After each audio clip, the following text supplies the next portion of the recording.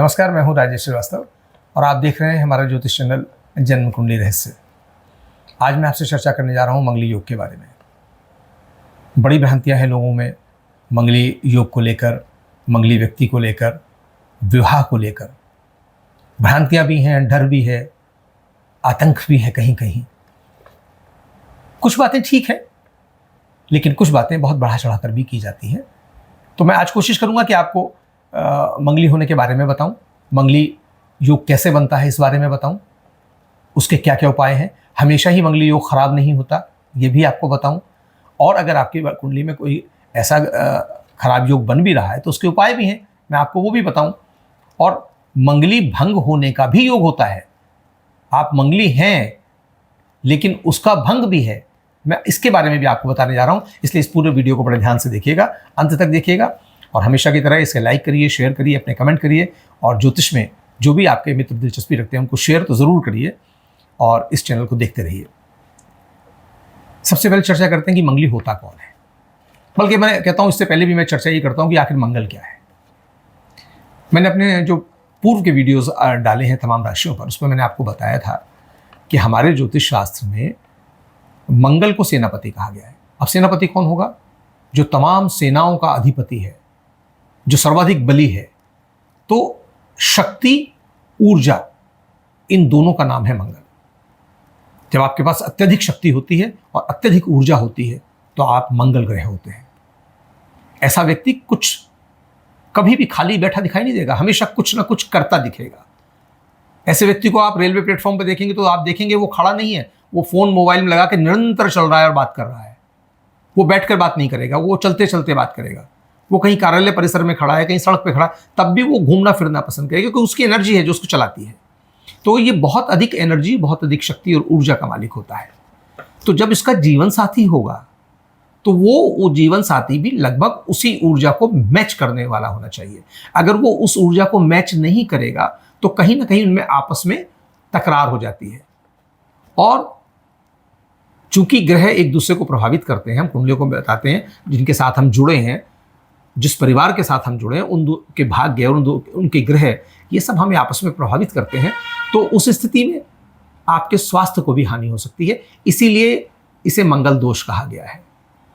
और ये आपके स्वास्थ्य और जीवन को भी थोड़ी थोड़ी हानि पहुंचा सकता है। अब पहले बात कर लेते हैं कि मंगली दोष आखिर है क्या। देखिए, आमतौर पर जो हम मानते हैं वो ये है कि अगर किसी व्यक्ति, किसी स्त्री या पुरुष की कुंडली के लग्न में प्रथम भाव में, चौथे भाव में, 7वें, 8वें और 12वें भाव में मंगल बैठा है तो वह व्यक्ति मंगली होता है। यानी कुल मिलाकर 5 ग्रह हो गए, 5 भाव हो गए। इन 5 भावों में कहीं भी मंगल बैठा है तो उसे मंगली कहा जाता है। हालांकि कुछ ज्योतिषी ऐसे भी हैं जो चंद्र मंगली भी मानते हैं। वो कहते हैं कि चंद्र से भी देखना चाहिए कि अगर चंद्र से भी लग्न पे, चतुर्थ पे, सप्तम, अष्टम और द्वादश स्थान पर मंगल बैठा है तो उसे भी मंगली कहा जाता है। लेकिन मैं इस बात से बिल्कुल इत्तेफाक नहीं रखता, मैं इसका समर्थन नहीं करता। इसका कारण यह है कि अगर हम ये दोनों चीज़ें मानने लग जाएंगे तो 5 स्थान तो वो हो गए मंगली होने के और 5 स्थान चंद्रमा से हो गए, कुल मिला के 12 स्थान है। तो 10 स्थानों पर ग्रह बैठने से आप तो लगभग सारी दुनिया ही मंगली हो जाएगी। थोड़ा असर हो सकता है, वो अलग बात है। लेकिन मूलतः जो हमारे ग्रंथों में, खासतौर पर पराशर होरा शास्त्र, जो पराशर ऋषि की सबसे बड़ा ग्रंथ है, उसमें लग्न से ही माना गया है।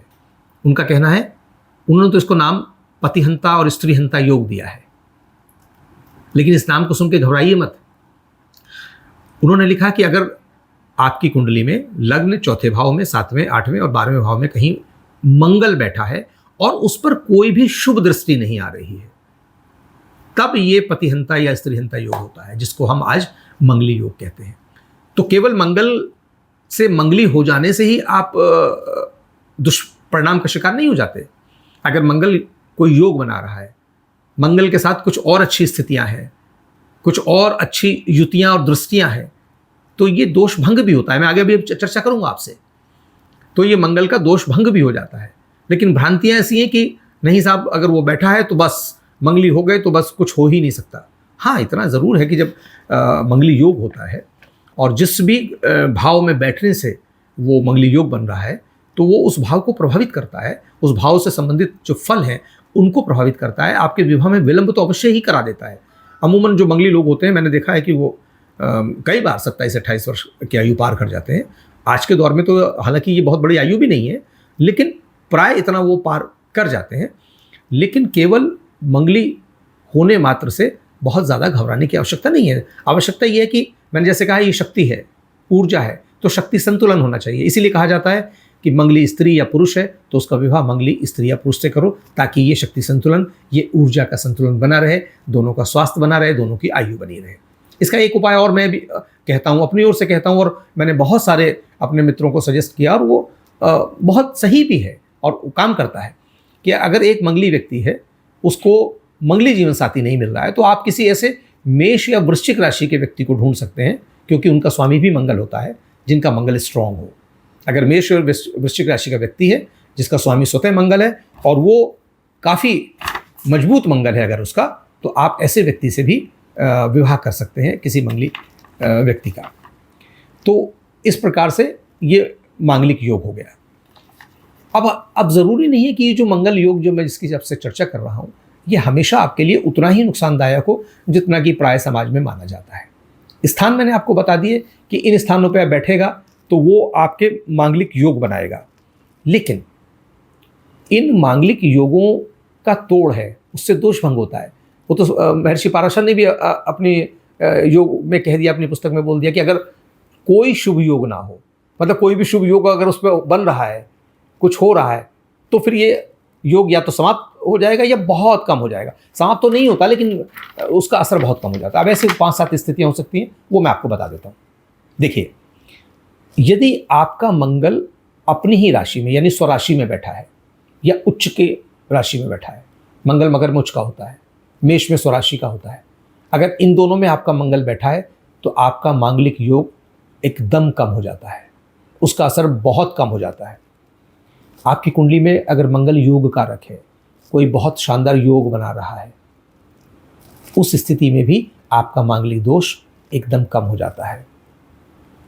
मंगल सप्तम भाव में अपनी राशि में बैठा है या सप्तम भाव पर सप्तमेश की दृष्टि है, सप्तमेश मतलब सप्तम भाव के स्वामी की दृष्टि है, या सप्तमेश की दृष्टि मंगल पर है, अपने भाव पर है, तो भी आपका मंगल दोष बहुत कम हो जाता है या खत्म हो जाता है।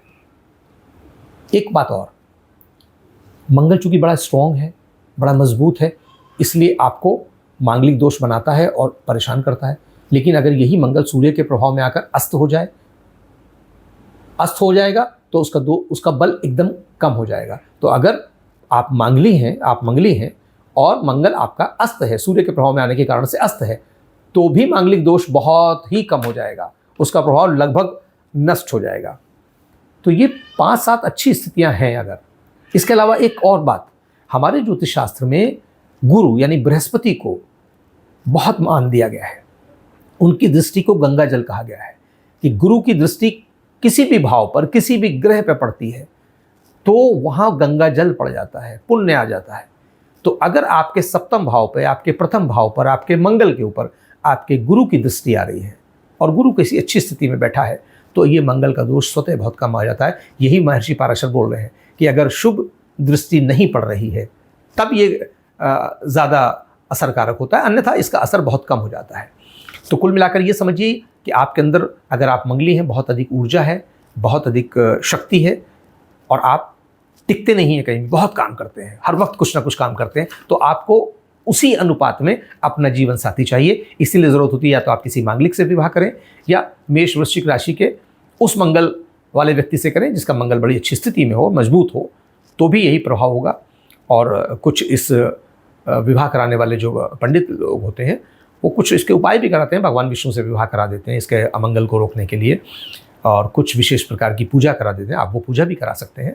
इसके अलावा एक मैं उपाय आपको और बताता हूँ। मंगल का एक वैदिक मंत्र है, बड़ा सिद्ध मंत्र है, ओम क्राम क्रीम क्रौम सह भवाय नमः। अगर आप मंगली हैं तो इस मंत्र का जाप आप अवश्य करें, हर मंगलवार को तो निश्चित रूप से करें, एक माला ज़रूर करें, यानी 108 बार मंत्र करें। हनुमान जी की आराधना अवश्य करें, भगवान हनुमान की आराधना अवश्य करें। हर शनिवार और मंगलवार को भगवान के मंदिर में जाकर उनका पूजन करें, और जो मंत्र मैंने वैदिक मंत्र आपको ये बताया है, क्राम क्रीम क्रौम सह भवाय नमः, इसका जप अवश्य करें, तो आपको इस मंगल दोष से बहुत हद तक मुक्ति मिलती है। ये दोष बहुत कम हो जाता है। तो मूलतः ये आपकी ऊर्जा और एनर्जी है जो आपको अपने जीवन साथी में भी बराबर की कायम रखनी है, इसलिए इसका विशेष महत्व है।